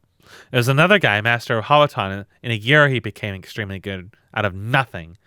And then way later on, I got a DM from him on SoundCloud. And I think he did some stuff for Mass Recall or something. But there was like no actual real self-aspiration again. And for me, honestly, it's incredibly frustrating because I've seen this cycle go through for the last 20-something years of people who pick up skills or develop tools and then they do absolutely nothing with them and they don't have any drive to do anything with them. And these skills I struggle for 20 years to learn before I finally give up, 3D modeling especially. And it just is so fucking crazy how common that is. That you have people who, like you or me, who, at the very best, you struggle for many, many, many, many, many, many years to finally get your feet into something. With you, that would be programming, and with me, that was like weight painting, right? Mm-hmm. Like I still can't do anything with fucking modeling after all these years. And you're just fighting tooth and claw for every inch forward. And then you have this massive polarity where you have people who they had the dedication and they had the evident mental acuity to become programmers and 3D modelers to no trivial ability within a fraction of the time. And then they just do nothing with it. You maybe had those little pet experiments, those little things, those tools. A lot of the tools are just people just fooling around. That's why they have no support and why they're buggy as fuck and then they get abandoned. Is because it was just, some pet project they had on the side. It's like something neat. I'll make an editor for this game because I like this game when I was young or something like that. And then it just gets abandoned and you had this thing that, can you imagine, like, none of these people from Camelot Systems are probably even alive anymore. The cocaine and the alcohol has probably fucking destroyed them. Imagine what they think is some people are actually still using their tools 20-something years down the line. They wouldn't even believe it because they were just some piece of shit they threw up in the middle of a drink-off in the evening with their buddies. Hey, I bet I can make a program for this game while I'm balancing 50 beer cans on my forehead in 2 hours. Bam, you had Arsenal. And people are still using that, like 2 decades after. And I don't think these people really did anything with it. They didn't stick around. They didn't care anymore. Mm-hmm. And I mean, all people move on from things, but this is more like the mentality behind these people is so alien. It's completely unapproachable. It's just fascinating things of seeing through all the years. It's just how few people there are like me. I do wonder, like, you said earlier that there's one of the mysteries that you think you've been able to put to bed is why are there so few large-scale projects from Americans and Canadians relative to Europeans. I actually had a similar thought a while ago for Koreans, funnily enough, who obviously were doing like a bunch of stuff that was like technically demanding, but the end result was never actually compelling at all. Like we think about Burning Ground or even like Magi of War, which you're a bit more all the familiar Counter-Strike and StarCraft clones. Yeah, right. Yeah, that too. And you know, like it just to me, I just think of that as like why are the modders in that space just doing the same thing that Sergeant HK was doing? Why are they just like ripping graphics from? I mean, okay, we're doing that because we have nothing else, but we're also slowly actually adding our own stuff. And it's like, why are they all just like grabbing StarCraft 2 viewport renders and like, leaving horrible issues in the sprites and stuff? Like, why are they going that approach? And why are they adding like screen shaking and shit to their game instead of like, I don't like why it doesn't seem like they ever have a vision, you know? And maybe that's just more rare than I think in general, but it does seem to be like they create so many mods like relative to other communities, but none of them have any vision. They're all just like, what wacky shit can we achieve using some, you know, the latest tech, you know? Must be the trickle-down effect of the matriarchy that ruled over South Korea. I don't know, man. Whatever the case whatever the case is, that's just one of those strange things that I don't know. That's a mystery for me. And, you know, the idea that, like, there's people who just start working on shit and then they just fuck off. And, yeah, I don't know. I mean, basically, that's the camp that Suicidal Insanity is in at this point with his... you know, that guy's username. He lived up to his name. Yeah, that guy's username you really can't is fault him. He's honest. Yeah, we talked about, you know, power of names, and you're kind of saying something to the world when you name yourself a certain thing or name your project a certain thing. And yeah, well, yeah. On another note, I suppose seems like we're winding down here. I did want to ask you a little bit about the initial zones of this project. So I believe you've said before that now the current logistics are that with how big Arbiter has grown and with how little time you really have before the demo, it seems like Arbiter will actually be the first zone. Is that true? Or am I misremembering? There will be a zone in front of it, which is a non-combat zone. Oh, okay. That will be Star Fortress Zeus. I'm expecting it to look like shit because Lumen's not ready for reflective scenes, and this one's reflective. So I'm thinking it's going to be a mess. So there'll be at least two. Is that your hub world, or is that an actual... Yes, that's effectively the hub. That's where the example dialogue will be in. That'll introduce you to stuff. Right. It will give you the opportunity to play around with a moveset before you're potentially going to get ambushed by weeds. So that was otherwise going to be probably the third. Well, technically speaking, it would have been the fourth zone because I had segregated first vision into 3, which was the main map, the forest, and then the Genovar's arena. But now, you know, that's probably some of the most volatile stuff, is that whole thing may never see the light of day as it is. And may do a lot of other things. Maybe the only thing to survive from that will be young Anna, and then the maps will get used for something else, and never know. Whatever strikes me at the time. Given that so much is going to happen between now and whenever I get back to that. But now there will be Zeus. Zeus will be quite sectioned off, in part because there's a lot of stuff in it that I'm not going to have implemented, so the rooms for it won't exist.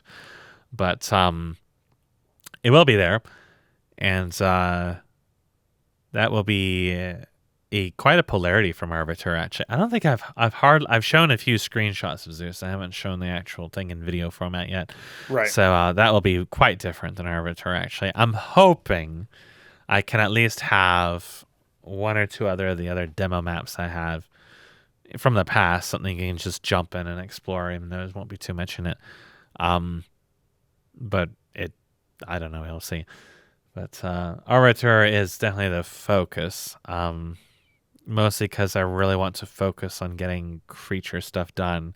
And I get more and more enamored in trying to fix shit that's broken, polishing stuff up, and then, ironing out issues or otherwise getting things more and more functional for what's already there. And then it was kind of like, well, I can start working on the other humanoid Templar that I can just recycle some stuff for and change the behaviors, and we can flesh out some of those areas a little bit more so you're not just facing the one enemy in those points. Oh, yeah. I mean, I'm familiar with what you're talking about because it's basically like CMBW has gone through all these mechanistic revisions as I'm trying to figure the game state out, right? And then on top of that, it's like we're also trying to fix all the bugs that we find. We're just extended data, like we're doing all this other shit. And so, like, whence cometh the time to actually work on content? It's like, look at all these changes. Oh, I have to actually make maps so we can experience them. So yeah, that's amusing and always a struggle. Yeah, so there was one enemy that I was working on because I was intending to have a higher difficulty map. And then I ran into issues with the the programmable rasterizer they added for Nanite, which I think still actually crashes me right now. And that's one of those really prototype things because basically I'm not entirely familiar with the technical mumble jumbo of how Nanite works, but basically it wasn't a part of the depth buffer pipeline or something like that, so it couldn't cull things like particles, skeletal meshes, foliage and stuff like that. Being placed into a programmable rasterizer becomes a part of that pipeline. So now I can presumably, according to my visualizations, it doesn't, but presumably it could call those with some. I don't know if you need to have GPU occlusion calling on or not. I'm not really sure, but it's very evidently not calling a lot of this stuff for me still. That said, even without that behavior functional, it does still perform better for me. There was actually a significant performance increase. The problem is that it introduced a lot of bugs because it's really early and it's definitely like not ready, not recommended for shipping is what they tend to say. So it was actually crashing me on basically every single map I had that was older than Zeus. So actually older than First Vision. So a lot of the old maps I had built for the early versions of the project, I wanted to very hastily slap together something so I could stick this new enemy in and build some other stuff like it in there. I got brick-walled on that actually immediately. So then I was like, well, I guess I'll stick this into Arbiter. So I dialed back and actually haven't worked on any of that at all because that's when things started getting crazy last month and then the landlord hit and it's like, well. So there's a lot of concessions for that it's like, am I even going to get this stuff in for that demo? I don't know. But then like if I even look at my patch notes here, you can see how just utterly autistic this development has been, where at the end of what I called set 4, I was working on adding in movement sounds for the Templar. So when you're in these super dark areas, they don't just sneak up on you and instantly kill you. Mm-hmm. And then we hit the points like, oh, the Templar's AI command system is still using on tick. We want to fix that. And then we hit the point where it's like the direction calculations for his blend space was wrong. So that was also fixed. And then now we're using RVO because the crowd detour is still broken. And then all along that way, I ran into issues that I mentioned before, that the IK bones for the weapons were sliding around. I discovered that I spent about 3 or 4 hours trying to figure out why that happens, because it's not actually a problem with the animations. It's something completely new and undiscovered just because this guy uses a fucking IK bones to attach his weapons to, and I don't know why. So then I had to disable the out of combat sheathing that I spent so long working on before, because I'm going to fasten them directly to his fucking hands so they don't slide around. So that chunk of workload was like a whole day of just like madness. Yeah. And then I implemented some sounds and some other stuff. And then after that, we hit set 5, which is the last couple of days, where this is like ALS related shit, and then the travel form I started implementing. And then half of the shit that I've documented for the travel form so far is me adding checks or fixes for fucking ALS or ways to bypass ALS. So I have the time. It's like I'm not even working on the content. I'm trying to deal with this fuckfest that I've got myself in because I decided to use ALS for the basis for locomotion for this.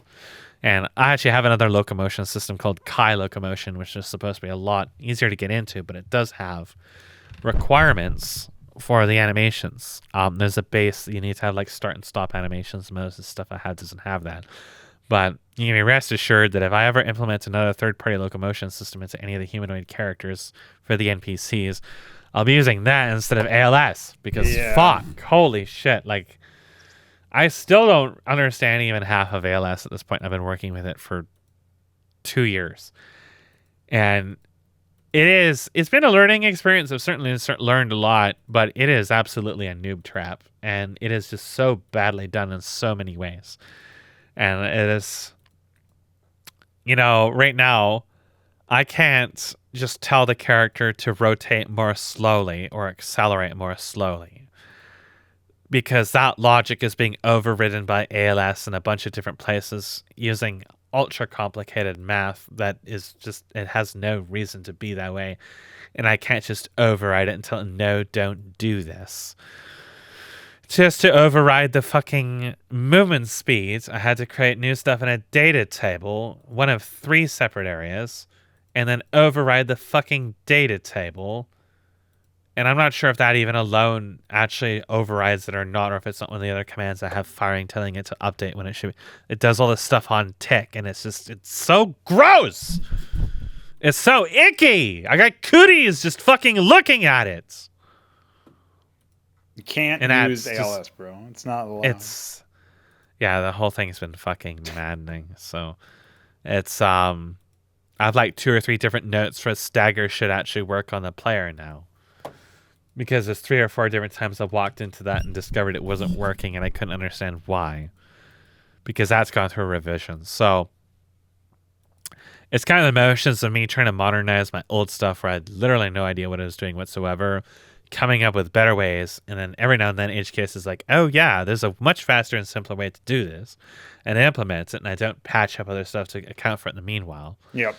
And then, that's just a learning and growing process. So like I said before, part of it is also I'm trying to future-proof, because provided we ever reach a point where, things are fucking stable for a while, I want scalability. I want expandability. Yeah, of course, yeah. I remember you were saying you had to, like, unify the Voidhound into the master controller. The Voidhound was it's my first unit, and then for some reason I start making the master to act as the parent, because LMAO, object-oriented programming. Yeah. May as well take advantage of it. Well, all my fucking logic and all the work I've ever done is in the Voidhound. I start implementing new things like teleportation.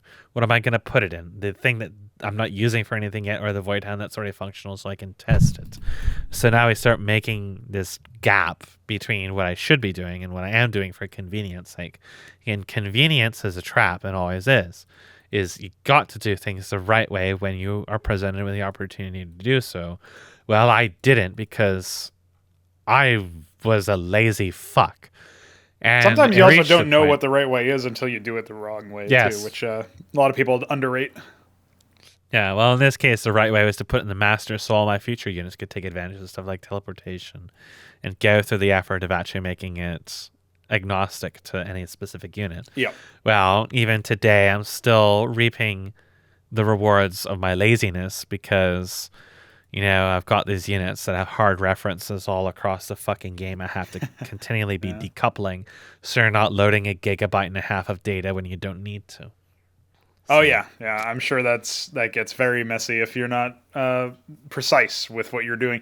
Some good lessons, I think, from this are, like, if I had to drill it down to the core idea, it's like, if you're trying to be a project designer, then, getting feedback is sometimes secondary to seeing the experience from somebody, right? We talked about, like, first-person recordings and stuff like that. Yeah. And then there's, if you're in part of a project and your job is to play test or whatever, then doing those first person recordings is probably good, and also maybe like finding some information about what actually needs feedback on can also be helpful in that, or distributing that information if you're a designer. And then obviously, like we certainly hit a very common one, the laziness factor. Like, laziness will almost always just create more work for you in the long run. And so even though it might be convenient to be lazy in the moment, it's probably not actually a sound plan for the long-term future of everything.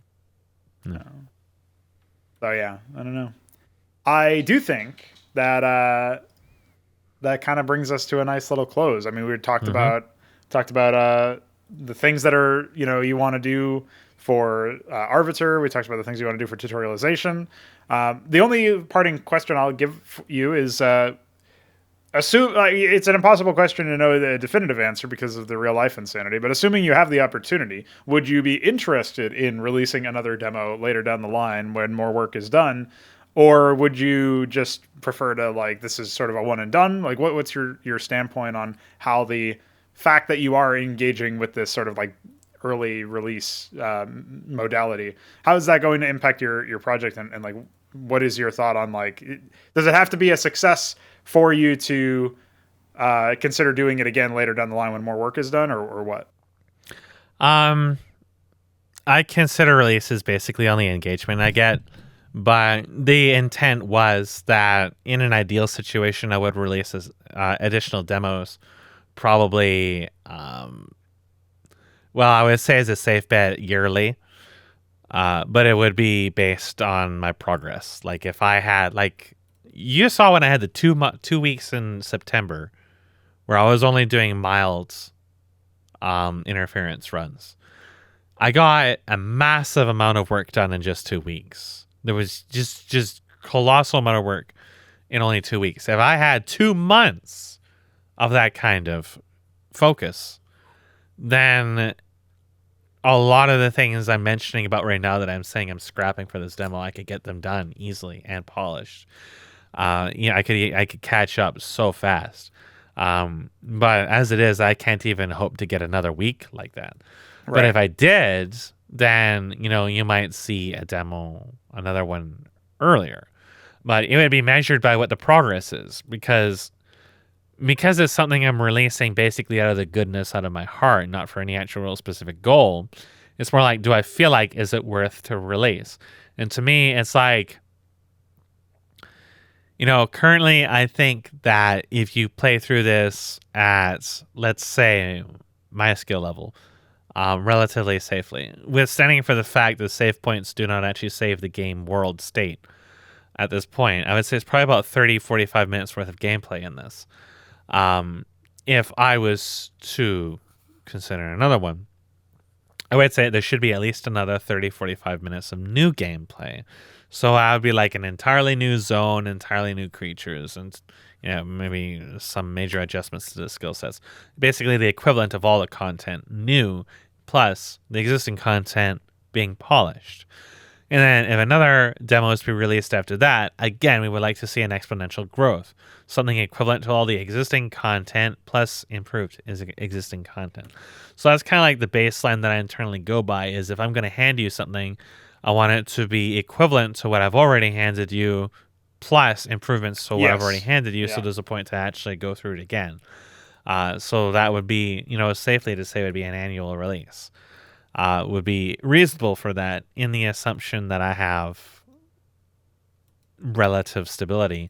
If I have actual stability and real energy, then you would see me attempting stuff that currently I'm writing off as being far too costly to get into. Like right now, the ranged weapon, the bow, is something I'm not even thinking about because it's so like maybe it won't be that difficult in reality.